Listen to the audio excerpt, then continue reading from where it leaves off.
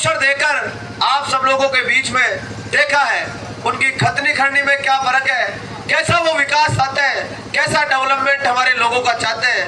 अगर वो चाहते तो आज हम सब लोगों को पीने के पानी से लेकर सीवरेज से लेकर लाइट व्यवस्था तक हमें दर दर की ठोकरें नहीं खानी पड़ते। हम राजधानी के नजदीक के लोग रहने वाले हैं, लेकिन राजधानी के नजदीक रहने के बाद भी हम इतने पिछड़े हुए लोग हमारे चोमू के कई प्रकार के मुहावरे बनाते हैं। बहुत बड़ी बात है ये कि साहब आप उसी चोमू से आते हो कि हाँ, मैंने कहा साफ चोमू तो वही है, हमारा वही चोमू है जो बेर के लिए प्रसिद्ध है, जो फूल के लिए प्रसिद्ध है, जो वीर हनुमान जी के स्थान के लिए पूरे हिंदुस्तान में अपना चोमू जाना जाता है। लेकिन जहाँ क्षेत्र के विकास की बात आती है तो लोग जरूर थोड़ा सा ऐसे रुक जाते हैं कि यार आप उसी चोमू से आते हो जहाँ अभी तक सीवरेज की लाइन नहीं है।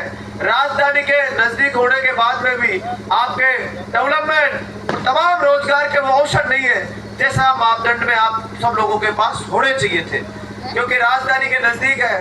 किसान सरदारी सबसे ज्यादा यहाँ आसपास में रहती है।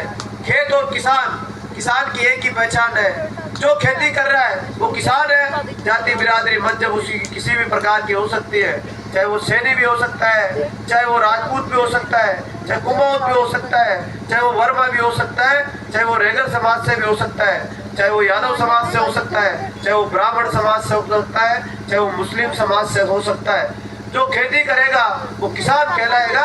इसलिए ये तमाम बातें आप सब लोगों को ध्यान में रखनी है। 25 तारीख आगामी के चुनाव होने जा रहे हैं। इन चुनाव में आपके बेटे और दोस्त का चुनाव चिन्ह पानी की बोतल है, बैलेट नंबर 2 है। उसको इतना ज्यादा आप मजबूती प्रदान करना कि आपके वार्ड से उनको दोनों को भारतीय जनता पार्टी और कांग्रेस को ढकेलते हुए 1 नंबर पे आपके बेटे को मजबूती प्रदान करना। ये विश्वास आपको दिलाने आया हूँ कि मान और सम्मान में आपकी कोई कमी नहीं रखूंगा। बड़े बुजुर्गों का आदर सत्कार करूंगा, उनके कभी जीवन में भी कोई मान सम्मान में कोई कमी नहीं दूंगा। माता बहनों को ये वचन देता हूँ कि आपके साथ में अगर कोई दुराचार करने की हिम्मत करेगा तो जेल के सलाखों के नीचे उसको डालने का हम लोग काम करेंगे। साथ में ये नौजवानों को विश्वास दिला सकता हूँ कि आपको कभी धोखा नहीं दिया। 18 में भी मेरे पास खूब लोग आए थे, 23 में भी खूब लोग आए थे कि आप मान जाइए, चुनाव मत लड़िए, आप जैसा चाहते हो आपका राजनीतिक कैरियर हम सेट कर देंगे। लेकिन मैंने एक ही बात कही थी कि शहीद आजम भगत सिंह ने उस समय नहीं सोचा होता कि मेरा अंतिम लक्ष्य देश को आजादी कराना है, लेकिन इस अंतिम लक्ष्य के पीछे मेरा बलिदान हो रहता है, मेरी मृत्यु निश्चित है। इसलिए मैंने भी एक ही, क्योंकि मैं भगत सिंह का क्रांतिकारी भगत सिंह को मैं अपना आदर्श मानता हूँ और भगत सिंह जिस प्रकार से देश की आजादी के लिए भूमिका निभा के गया था, उसी प्रकार से चाहे मैं बर्बाद हो जाऊं, चाहे मेरे पास कुछ नहीं रहे, लेकिन इस चोमू में दोनों पार्टियों के नेताओं को आजादी दिला के रहूंगा, ऐसा विश्वास मेरे को है। और जो जनमानस जब नॉमिनेशन 6 तारीख को मैंने भरा, आप कल्पना कीजिए भारतीय जनता पार्टी और कांग्रेस के नेताओं में तो होड़ रहती है टिकटों में, बड़ी पार्टियां हैं, लेकिन आपके बेटे और दोस्त किसान बिरादरी के हनुमान बेनीवाल और एएसपी आजाद समाज पार्टी, उस दोनों के संयुक्त गठबंधन में मेरे को जो टिकट मिल रहा था, उस टिकट के भी लिए ऐसे नुमाइंदे, ऐसे लोग चल गए कि आप साहब इसको टिकट मत दीजिए, 1-2 करोड़ रुपए हमारे से आप ले लो पार्टी फंड में।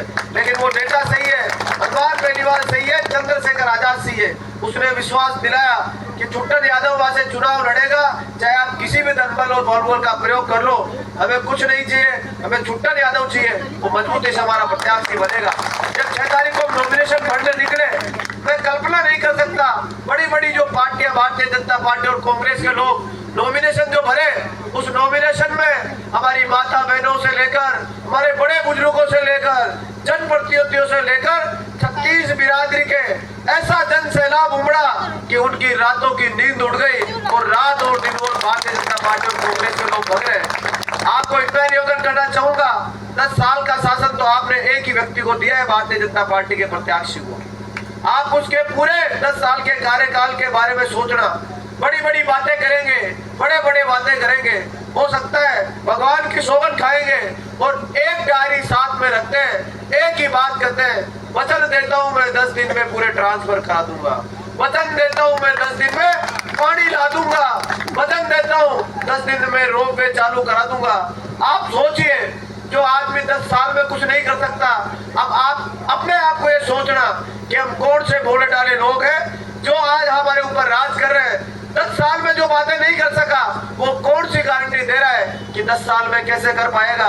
आपके बीच में अगर कोई वोट मांगने भारतीय जनता पार्टी और कांग्रेस के नेता है, अरे भाइयों, नौजवान साथियों, हम चोमू वाले बिल्कुल एक तरह से भोले ढाले लोग हैं।